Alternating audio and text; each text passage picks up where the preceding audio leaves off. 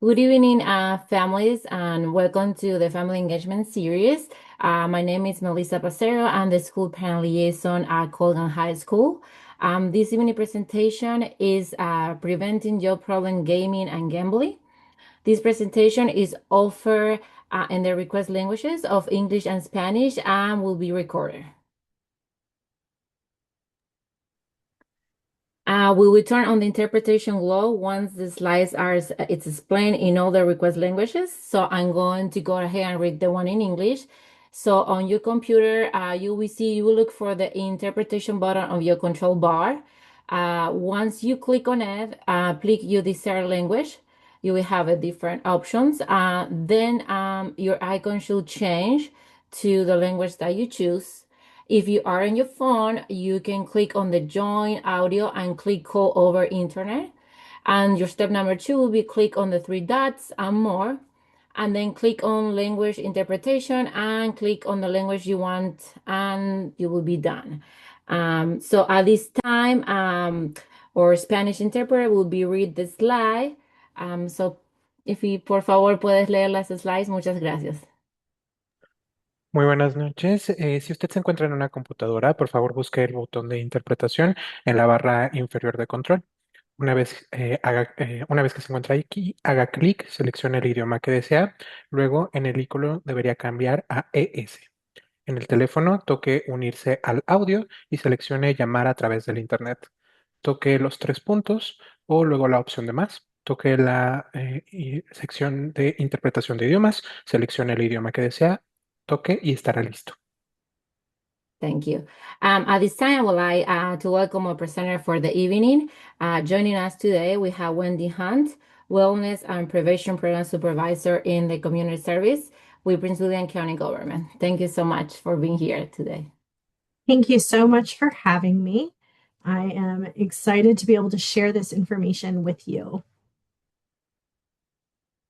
All right. So my name again is Wendy Hunt. I am with Prince William County Community Services. I'm the Wellness and Prevention Senior Supervisor, and I'm going to be talking with you tonight about youth problem gaming and gambling. It's a topic that oftentimes we think, why are we even talking about this? But some of the things that we'll go over tonight is we're going to learn like what gaming and gambling means, what it is, how it can affect you, how it can affect your youth, and why people game or gamble, how to recognize when it becomes a problem, and what you can do to help make change. In this first section, what is gaming and gambling? We're going to talk about what gaming is, what gambling is, what it means, and the different types of gaming and gambling. In Virginia, gaming means playing video games. This can be on a console, on a computer, a phone, or other devices, and it's just for fun. For example, a young person or even adults might be playing Fortnite with friends on an Xbox or a game on their phone. And that's because it's considered gaming versus gambling because they're not using actual money to win something. However, we do see that in many video games, there are parts that feel like gambling. And those aspects of games that are like gambling are things like loot boxes. These are special rewards that are in video games that you can buy or you can earn. And they have random prizes like new characters or weapons or skins, but you don't know what you're going to get until you open the box. And since you spend money without knowing the outcome, loot boxes are really similar to gambling itself. And there's currently in Virginia no current specific laws regarding loot boxes. And so the games that have them are doing so without restrictions. And that means that that game can set whatever rules that they want, including what your chances are of winning. Other things to look for in video games that are similar to gambling are things like games with in-app ads. These are very popular on mobile app games where they show commercials. And if you watch these ads, you can earn rewards like virtual money or special items that you can then use in your games. And so what these are doing is they're keeping our young people engaged and kind of teaching them these habits that they're building these gambling type behaviors before they're ever actually old enough to really gamble. And so then when you look at what is actually gambling, gambling is betting with money or something of value on an event where you don't know what will happen. and you're hoping that you're going to win more money or something more valuable. Legal gambling is in Virginia for adults. Concern includes things like betting on horse racing, playing the lottery, betting on sports games or fantasy sports, placing bets at a casino, or even games of chance like poker that you might play in somebody's home. But again, those are for adults, not legal for our youth. Additionally, with gambling, for example, if you bet money with friends on a video game, that is gambling because you're betting money on something where the outcome is not certain. And if you lose your money. If you win, you might get a cool prize, you might get more money, but that is gambling.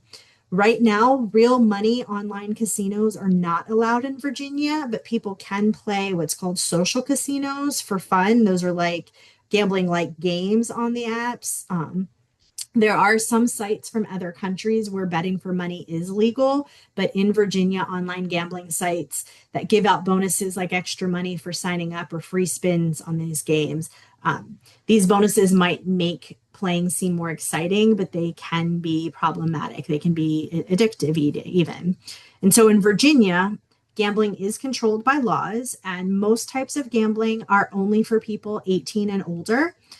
Gambling for anyone under 18 is what's called youth gambling, and that is illegal in Virginia. And so a lot of this has to do with starting to gamble when you're young can increase the risk that a young person could develop gambling habits later in life. And so to break it down, because Virginia is a little tricky when it comes to gambling, there's different laws for different type of gambling activities. And so I just want to make sure you know what is what. What's legal for any age in Virginia is playing video games, even the video games that have those gambling like features like loot boxes. Those are legal of any age.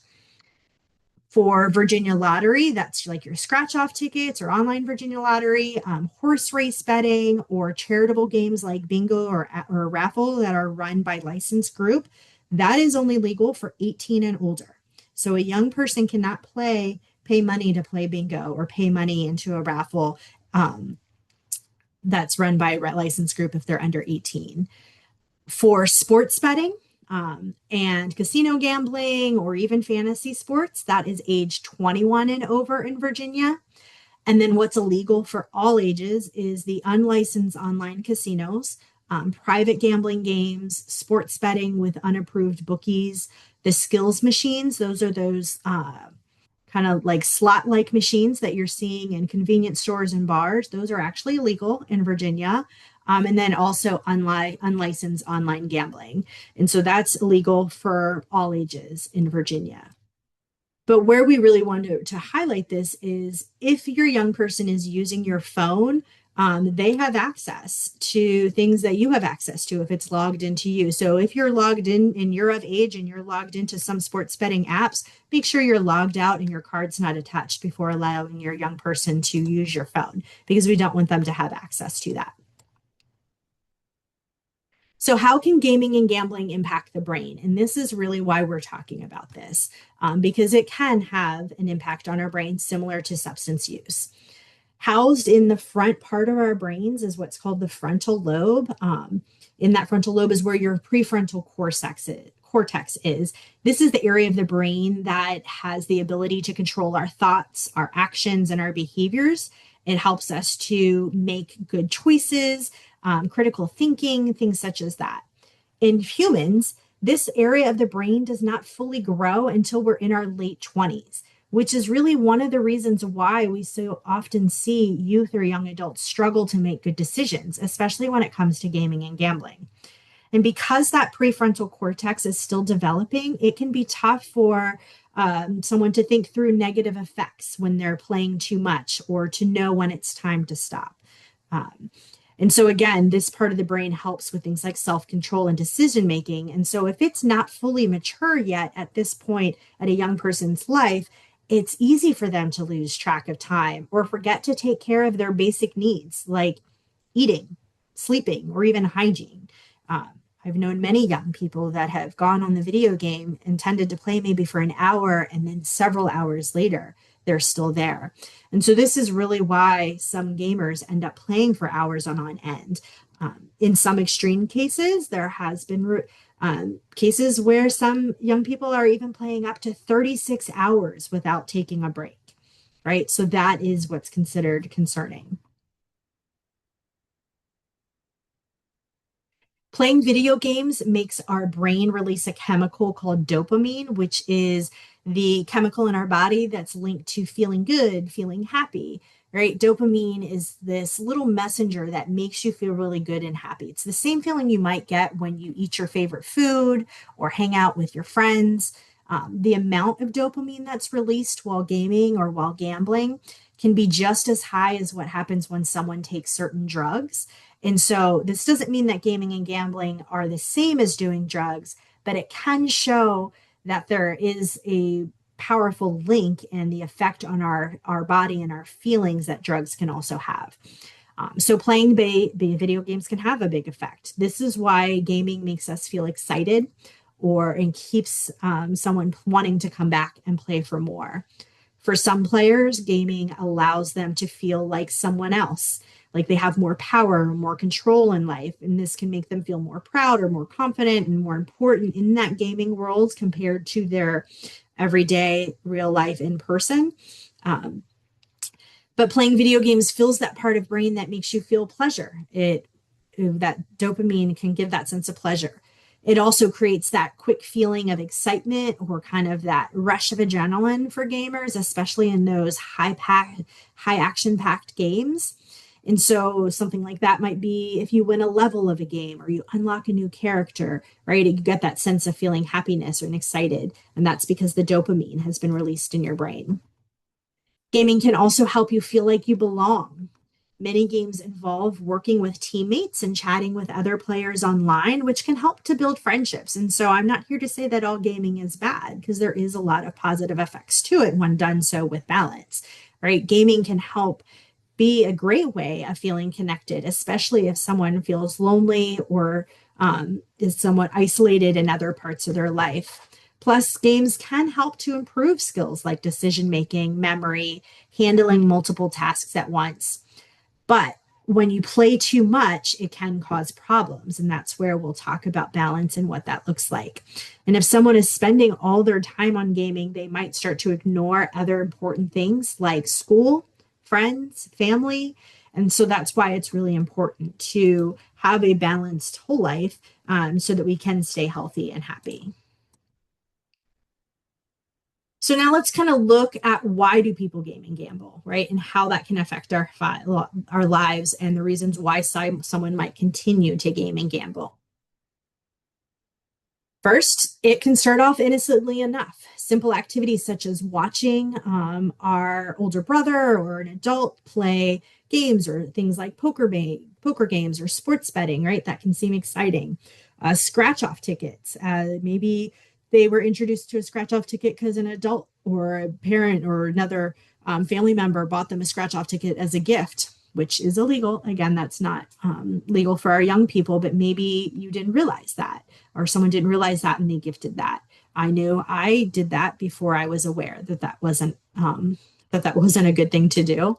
It also might come into play by playing console or mobile games that has those loot boxes or kind of those in-app things such as like paying for extra coins or even some of those casino style type activities like slot machine type things within a game, right? That's kind of introducing that gambling type activity early on. So then that transition from gaming to gambling might be you're not just using virtual money for the loot box, but now you're actually spending real money to buy additional loot boxes or to try and earn bigger rewards, even though you know those rewards still come randomly. What makes that activity gambling is exchanging real money for something of value, but you don't actually know what you're going to get, right? It's still based on chance. Online games that are similar to gambling without money are often available to very young children. And so they're learning these things before they even realize what's happening. And oftentimes we are exposed to these things and aren't even catching that that game has kind of crossed that line. And so for young adults who've grown up with video games and online gambling, This is where sports betting is the newer big trend for them, where we're seeing lots of problems, particularly among our young athletes. Sports betting seems popular and exciting, and but it is something of concern. Media also plays a really big role in our lives. It influences a lot of our decisions and our interest. And so let's take a look at how that kind of comes into play. First, there are messages of gambling pretty much everywhere. These opportunities, there's ads or messages or opportunities to gamble all around us, and they're encouraging people to participate in gaming and gambling. Online games are at the top of the list for where the majority of the gambling ads are being shown, as they're very easy to get into, and it's often really hard to tell gambling from a video game, especially since there's so much overlap between the two. And so these ads can harm us. Another area where we see a lot of ads coming up is during sporting events. There is a lot of ads for sports betting. And so again, why that's harmful for us, why these gambling ads can be harmful for a young person is it's normalizing gambling, particularly glamorizing sports gambling. And it's teaching our young people and other people that gambling is the thing to do, right? And so those advertisements, they also will increase as the more somebody engages in some of those activities, they will start seeing more ads more frequently. You know, the gambling industry, the sports betting industry, they put a lot of money into their ads, or they are in the business of making money. And so they are creating ads that do kind of speak to our young people, because the goal there is that they are hoping to prepare and develop their future gamblers to spend, to feed into their future businesses. Sneaky, but it is happening. Media comes in all sorts of different forms and systems of communication, and these are designed to reach large numbers of people at one time. And so think about like watching the Super Bowl, how many ads are happening for all sorts of different things, right?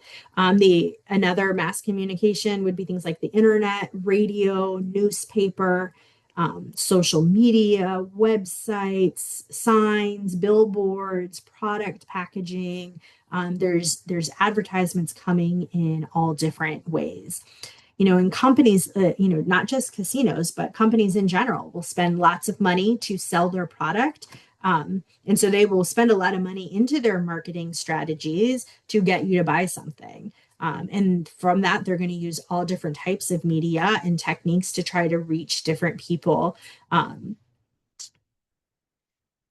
Their goal is to make money. And so that is something that we want to be aware of, and we want to be teaching our young people to really challenge themselves, and even us as adults to challenge ourselves and ask ourselves, what is this ad really trying to get me to do, right? Ultimately, they're just trying to get your money. And so that's something to be thinking about. Other types of ads are things for like social sports books or social casinos. Here we have a popular one called Fliff. This is a social sports book ad. Companies like Fliff, they allow bets to be made with virtual money. And so it kind of gets around that gambling loophole. It kind of looks like an online casino, but because they're not using direct money to place the bet, it's kind of a backdoor way into gambling. What happens is they can buy virtual coin and then use that virtual coin to practice betting, essentially. The big issue here is, again, that it's normalizing and is particularly glamorizing sports betting. It is teaching our young people to gamble, and it's preparing future gamblers, which, again, is that intention among gambling advertisement is to increase their engagement, increase their profit share. Our young people are especially susceptible to sports betting and social casinos. A lot of the design is very youth focused. If you look at kind of the animation of these ads, that speaks more to a young person than an adult. And the app interaction is misleading because it kind of makes it like game-like in a sense. So where, again, they're essentially practicing and learning and developing these gambling habits before they've ever even become old enough to engage in real legal gambling. So recognizing what problem gaming and gambling is important. Again, I just want to stress that not everybody that plays a video game is going to grow up to have a problem with it. Not everybody who grows up and comes of age and gambles will have a problem with it, but there will be some that do. And so recognizing what that problem would look like will help to get that person back on track before it impacts their life in a major way. What problem gaming and gambling is when someone plays video games or is betting on games too much and it starts to affect their life in a bad way. This is what's called a behavioral addiction because it's not about using drugs or alcohol, but it is about how someone behaves. And so just like people can get addicted to things like candy or shopping or other addictive type things, people can become addicted to gaming or gambling.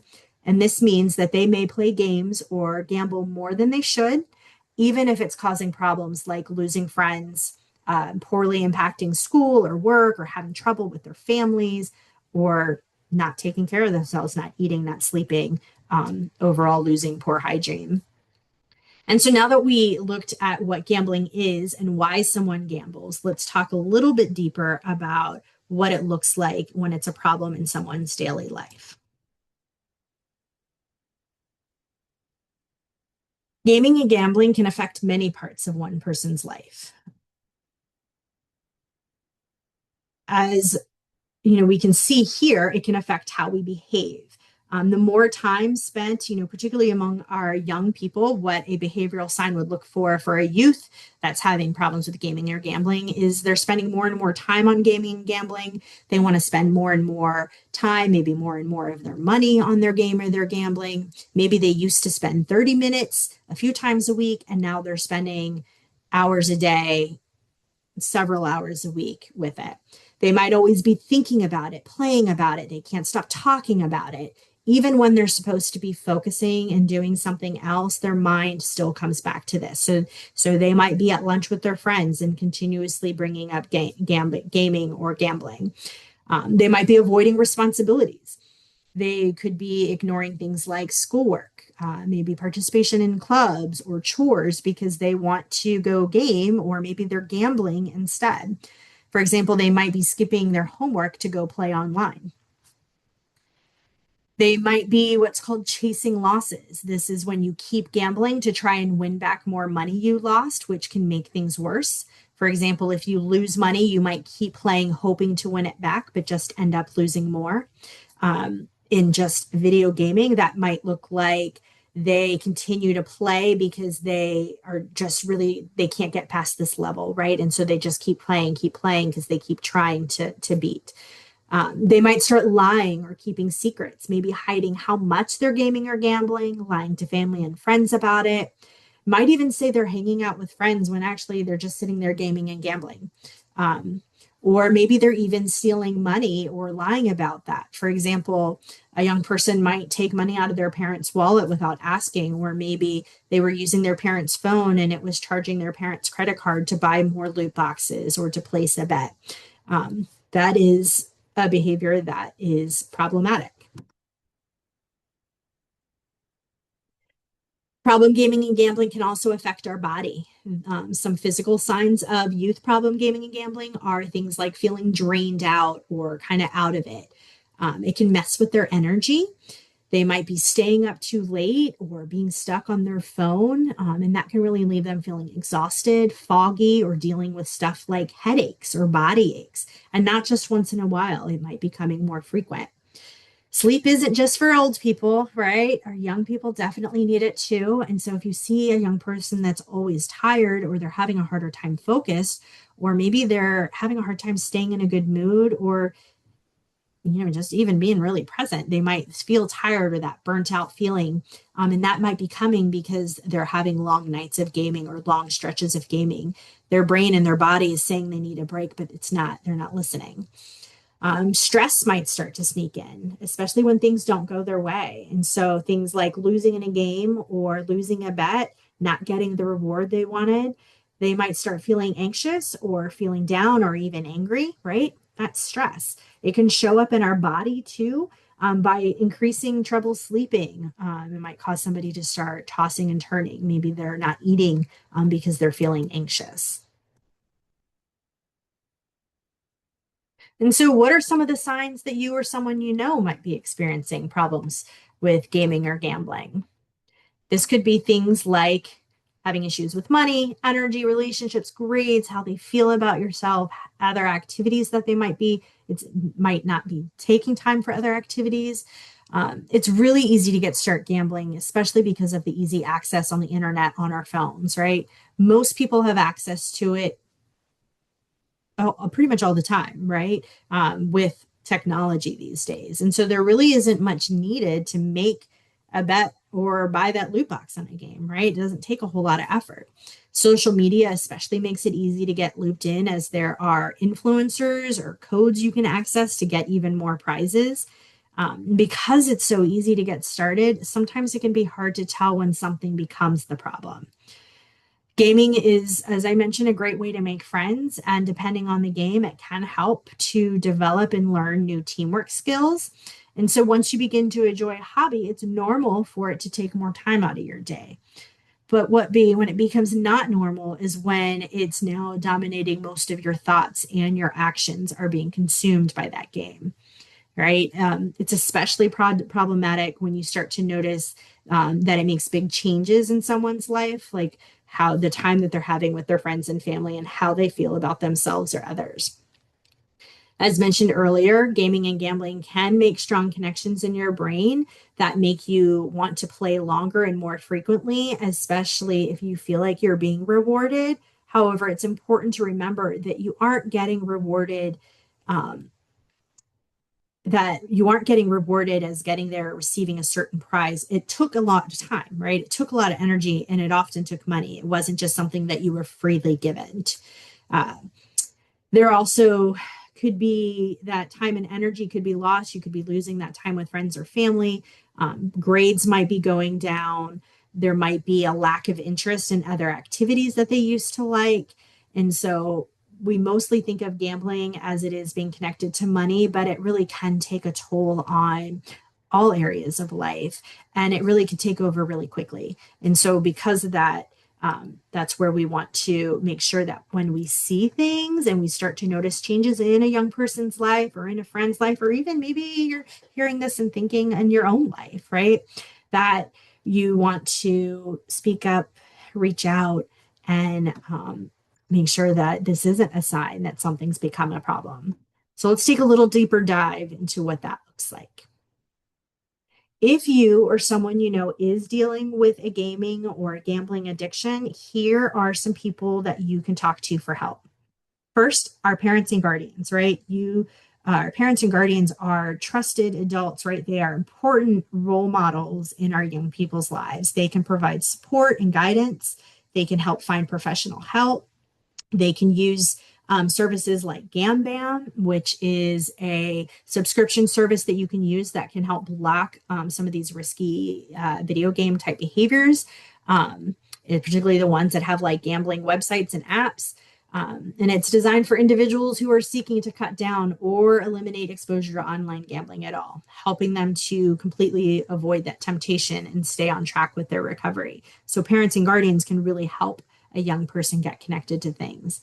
Other great resource is our school counselors. Most schools have counselors who can talk about these issues and offer advice on how to manage them, or can help a young person and the family get connected to somebody that can help. Our teachers are also a trusted adult. Our coaches, it's important, especially for our young athletes around like sports betting and things. Our coaches are important role models that should be modeling this and can have that great listening ear and help connect to resources. Other things to think about are our doctors or therapists, a mental health professional. They can help to offer advice if treatment needed, options are needed. As I mentioned, problem gaming and gambling can lead to a behavioral addiction. And so there may be things that need to be some interventions there, some more help for someone. There are also some support groups out there that are designed to specifically help people deal with gaming or gambling. And there are some available for our young people specifically. These places can provide a safe space to talk with others who understand what they're going through. For example, Game Stoppers is a great one. They provide specific guidance on how to manage or stop gaming habits that might be becoming a problem. It offers advice on how to identify unhealthy gaming patterns and how to seek help if necessary. Game Quitters is another well known resource aimed at helping individuals that are looking to quit gaming altogether, especially for those who have already developed those habits that are having a negative impact on their personal lives. Game Quitters can help, Game Quitters and any of these support groups really can help offer a community of people who are going through similar struggles, and it provides professional guidance for overcoming a gaming addiction. There's also some great helplines that can offer short-term and immediate help. It also can help someone get linked up to any of these resources. These helplines are available immediately. The Virginia Council on Problem Gambling is a wonderful resource. They are available 24/7 every day of the year. And that phone number is 1-888-532-3500. They can provide assistance to those that are having issues with gambling or gaming and help get those people connected to local programs and supports. The National Council on Problem Gambling is another helpline that you can call. And the number for that is 1-800-GAMBLER. That is available nationwide. And they also offer a wealth of resources, and they actually do connect up with the Virginia Council on Problem Gambling too, to help people get connected to local resources and things as well. And so it's really important that if you recognize some warning signs in a young person, in a person of your age, maybe a loved one, a family member, or even yourself, utilize these resources, ask your questions. What I love about these hotlines too is you can actually call and be completely anonymous to ask your questions and find out information as well. So you might be asking, what can you do to make a change? In addition to looking out for these things and knowing this information, what are some other things that you can do in your home with your students that can help them have more successful futures? First, I want to stress building those media literacy skills. As I talked about how media influences our behaviors, particularly around gaming and gambling, now's a great time to really talk about that with your young people. Make sure that they understand those things. And so what that is that really starts with literacy. And what literacy is the ability to read and write in a way that lets us communicate effectively and make sense of the world around us, right? And so when we're talking about media literacy, that's that ability to understand how the media works and the ability to understand what those messages are, how to access, analyze them, and kind of decipher what they're doing. Media literacy is this umbrella term. It really covers a lot of similar things, and it can be used interchangeably with other terms like technology, things such as that. As you can see kind of in this screen here, we see things that we can practice. And this is if we as adults are practicing these for ourselves personally, but we should also be teaching our young people to be practicing these too. And one of those is the first one, use our screens mindfully, paying attention to how much time we're spending on it. What are we looking at? What are we listening to? Because our kids are watching us, they see our behaviors, but also for ourselves, having that critical thinking about, is this what I'm looking at, what I'm listening to? Is this good for me? Number two, reflect on the financial motives for the content. What does this ad really want me to do? What are they trying to get me to do? Is it trying to get me to spend money on something? Navigating algorithms. Technology has gotten so advanced that once you've clicked on something, it remembers that and it's going to start showing you more ads. That's why you see more gambling related ads in online games, right? Because it's a similar type thing that they're trying to cross in. 4, cross-check info about health or news. Make sure that what you're looking at, the information that it's giving to you, that it's actually legit. right? Making sure that it is real information, not just someone's personal opinion or some false news.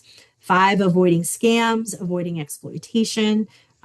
We really want to teach our young people to be careful who they talk to and what they're giving, what information that they're giving out online.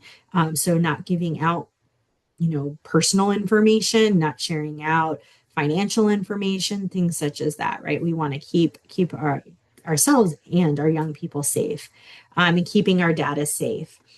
So we want to remind our people that, as there is with our games the opportunity to interact with other people. Don't share where you live. Don't go share where you go to school, right? So just have that overall safety thing there. We also want to help to build healthy habits, right? And so developing regular self-care routines that encourage participation in healthy activities. This really can help ourselves, but it also is helping our young people develop skills that they need to be successful later in life. And developing those healthy habits, it can help to bring about balance, health benefits, and overall improve our well-being. This can help to feel happier, can help to reduce stress, have better relationships, that increase self-esteem and self-confidence, but also physical health. When we think about gaming, one of the important things we need to do is to take a break, right? Get up, go eat something, sleep when we need to sleep, go outside. I like to say often, go touch grass. We need to remember we can't be inside all the time, right? We need that physical activity, but we just need the environment, right? The fresh air, the sunshine. We need that opportunity. So when we're thinking about things with our young people, one of the things that we want to do is to set boundaries, right?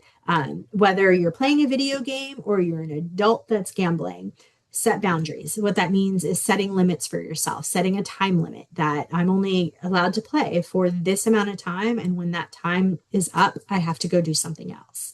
That means that if I am given money to play with something, I can only spend it on these certain things and I can't, spend it on those other things. Or for our parents, I want to say, don't keep your cards, your financial cards attached to anything in your phone because that could link to easy access to spending money on a game. We also encourage our kids to, one of the best things is to be connected to other people, right? So video games do bring about that connection, but we also want to think about what else are we doing with our time? Joining a club, being involved in other after school activities. If an individual is getting connected to friendships that might be pressuring them to play more or pressuring them to participate in activities that aren't healthy for them, putting some distance there from that. Spending time with people who make you feel good about yourself, right? That's so important. So thinking about all of those things is going to be really important to help set some of those limits for our young people so that they are having a balanced well-being overall. So with that said, I have come to the end of what I have to share, but if there is the ability to ask questions, now is your time. Thank you so much, Wendy. That was so much information, really good information. Are we going to open the chat to see for a few minutes to see if you have any questions? So please go ahead if you have any question, please. Chat is open.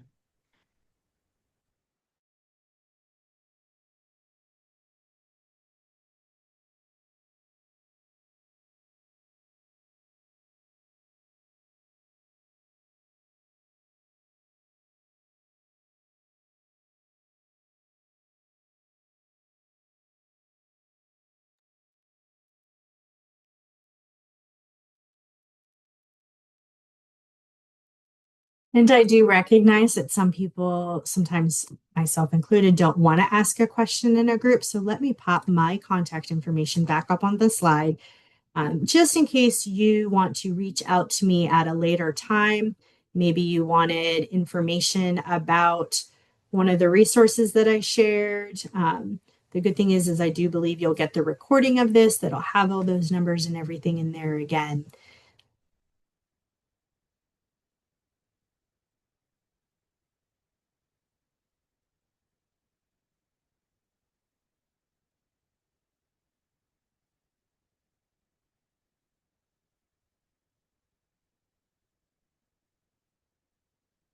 But if you don't have any other questions, I do see. Okay. Are there any tools, websites available to block control? Yes. So let me, Gamban is one of those. That's spelled Gamban. That is a great website that can help. Game Stoppers is another one. Those are fantastic resources. And let me see if I can pull one of those up on the screen for you. My apologies.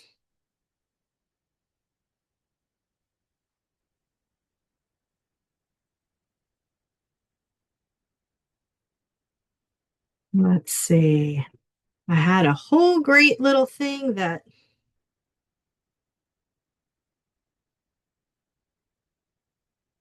normally says a whole great little slide. Somehow it fell off. All right, let me.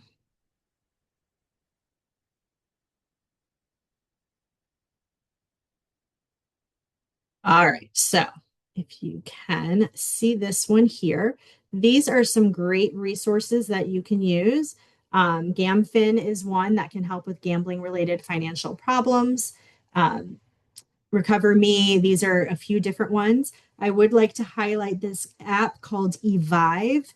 This is an app that has some great peer support and things. It has support groups and resources and stuff, but it is actually currently free if you're a resident in Virginia. So I definitely encourage you to check that one out.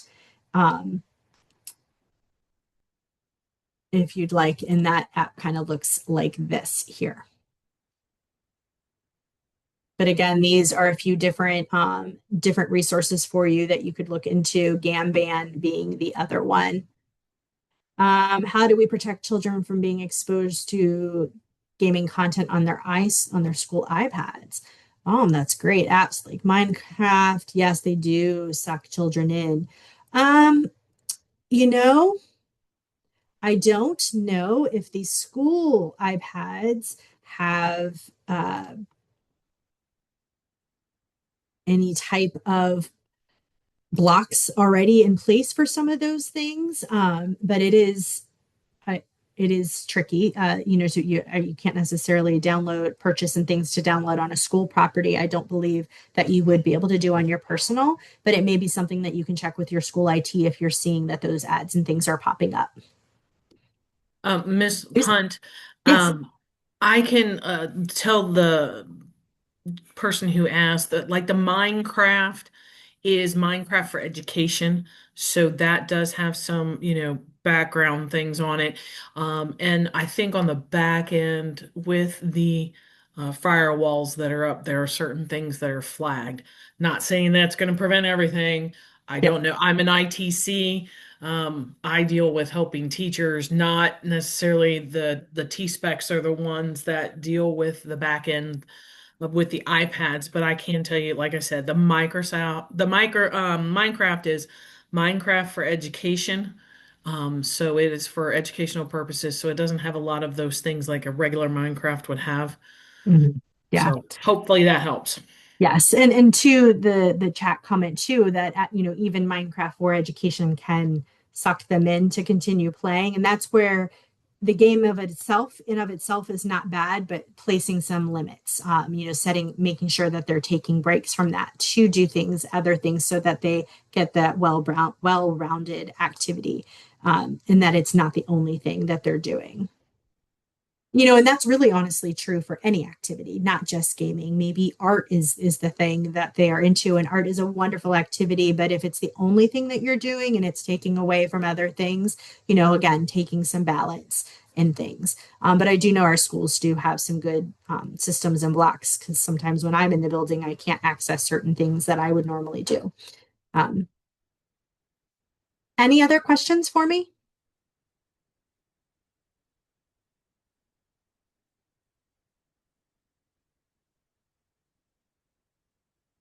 Okay.